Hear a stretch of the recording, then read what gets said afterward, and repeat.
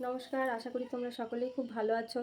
তো আজকে আমি তোমাদেরকে বোঝাবো 6 কাট সায়া কিভাবে কাটিং করতে হয় তার ড্রয়িং।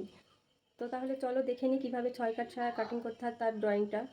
উপরে আমি ড্রয়িং করে নিয়েছি 6 কাট সায়া কিভাবে কাটিং করতে হয় তার ড্রয়িং। এই ড্রয়িংয়ের উপরে তোমাদেরকে আমি এখন বোঝাবো কিভাবে কাটিং করতে হয়। তার আগে তোমাদের জানতে হবে সর্বপ্রথম সেটা হচ্ছে 6 কাট সায়া কাটিং করার মানে জন্য কতটুকু সিট লাগে। তো 2 থেকে 2.5 মিটার কাপড় লাগে।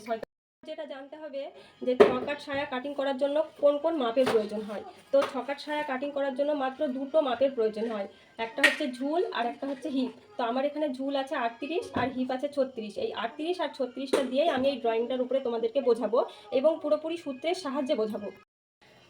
এটা হচ্ছে একটা কাপড়, এই কাপড়টাকে প্রথমে 4 ভাঁজে ভাঁজ করতে হবে। 4 ভাঁজে ভাঁজ করার পরে সম্পূর্ণ জোড়া দিক থেকে ড্রয়িংটা শুরু হবে। তো তার আগে আমাদের নিতে হবে ঝুলের মাপ। তো আমাদের মেন ঝুল আছে এখানে 38। 6 কাট সায়ার ক্ষেত্রে ঝুলে কোনো এক্সট্রা কাপড় নিতে হয় না, যা ঝুল থাকে তাই নিতে হয়। তাহলে আমাদের মেন ঝুল আছে 38, তাহলে এখান থেকে এইটুকুনির মাপ আমি 38ই নেব। এই গেল ঝুলের মাপ। তারপরে এখানকার সূত্র আছে হিপের হাফ। তো আমাদের হিপ কত আছে, হিপ আছে 36, তাহলে 36-এর হাফ যদি আমি করি তাহলে হবে 18। তাহলে এখান থেকে এইটুকুনির মাপ হচ্ছে 18। তাহলে ঝুলের ওপর অংশও আমাদের 18 নিতে হবে এবং ঝুলের নিচের অংশেও আমাদের 18 নিতে হবে। তারপর যেটা নিতে হবে সেটা হচ্ছে একটা কাপড় ভাঁজ করার পরে দুটো সাইড আসে, একটা হচ্ছে জয়েন্ট সাইড আর একটা হচ্ছে ওপেন সাইড। তো জয়েন্ট সাইডের সূত্র কি আছে দেখো, জয়েন্ট সাইডের সূত্র আছে হিপের 1/12 প্লাস হাফ ইঞ্চি। তো আমাদের হিপ কত আছে, হিপ আছে 36 ইঞ্চি। তাহলে 36কে যদি আমি 12 দিয়ে ভাগ করি তাহলে 3 বারং 36, তাহলে 3 ইঞ্চি। তার সঙ্গে যদি হাফ ইঞ্চি যোগ করি তাহলে হচ্ছে 3.5 ইঞ্চি। তাহলে এখান থেকে এইটুকুনির মাপ হচ্ছে 3.5 ইঞ্চি।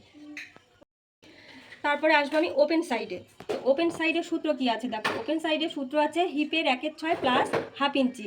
তাহলে আমার হিপ কত আছে, হিপ আছে 36। তাহলে 36কে যদি আমি 6 দিয়ে ভাগ করি তাহলে হচ্ছে 6 ইঞ্চি। 6 6 36, তার সঙ্গে যদি আমি হাফ ইঞ্চি যোগ করি তাহলে হচ্ছে 6.5 ইঞ্চি। তাহলে এখান থেকে এইটুকুনির মাপ হলো 6.5 ইঞ্চি। তাহলে এইখানের দাগটা আর এইখানের দাগটা লম্বালম্বিভাবে তোমরা স্কেল দিয়ে মিলিয়ে দিবে।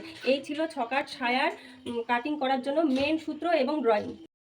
এবার আসবো আমি কোমর পট্টিতে। এখানে লেখা আছে দেখো কোমর পট্টি। তো কোমর পট্টি কাটিং করার জন্য তোমাদেরকে কাপড়টা 2 ভাঁজে ভাঁজ করতে হবে। এখানে যেরকম তোমাদেরকে বললাম কাপড়টাকে 4 ভাঁজে ভাঁজ করতে হবে, কিন্তু কোমর পট্টির ক্ষেত্রে কাপড়টাকে 2 ভাঁজে ভাঁজ করতে হবে। 2 ভাঁজে ভাঁজ করার পরে জোড়া দিক থেকে তোমাদের 5 ইঞ্চি মাপ নিতে হবে। যে কোনো সাইজের জন্য কোমর পট্টির মাপ 5 ইঞ্চি রাখলেই হবে। তারপর আসবো কোমর পট্টির চওড়ার মাপ। তো কোমর পট্টির চওড়ার মাপের সূত্রটা কি আছে দেখো, এখানে সূত্র আছে হিপের হাফ প্লাস 1 ইঞ্চি। তো আমাদের হিপ কত আছে, হিপ আছে 36, তাহলে 36-এর হাফ হলো 18। তার সঙ্গে যদি আমি 1 ইঞ্চি যোগ করি তাহলে হচ্ছে 19। তাহলে এখান থেকে এইটুকুনির মাপ হলো 19 ইঞ্চি এবং চওড়ার মাপ নিলাম নর্মাল যে কোনো সাইজের জন্য মাপ 5 ইঞ্চি বলেছি। তাহলে এখান থেকে এইটুকুনির মাপ নিলাম আমি 5 ইঞ্চি। তাহলে যেরকমভাবে ড্রয়িং করেছি সেরকমভাবে কাটিং করব, তাহলেই মানে 6 কাট সায়ার কোমর পট্টি রেডি হয়ে যাবে। তো আজকের মতো এখানেই শেষ করছি। পরবর্তী ভিডিওতে তোমাদেরকে আমি কাপড়ের উপরে ড্রয়িং করে কাটিং করা দেখাবো। নমস্কার, তোমরা সকলেই ভালো থেকো এবং আমার পাশে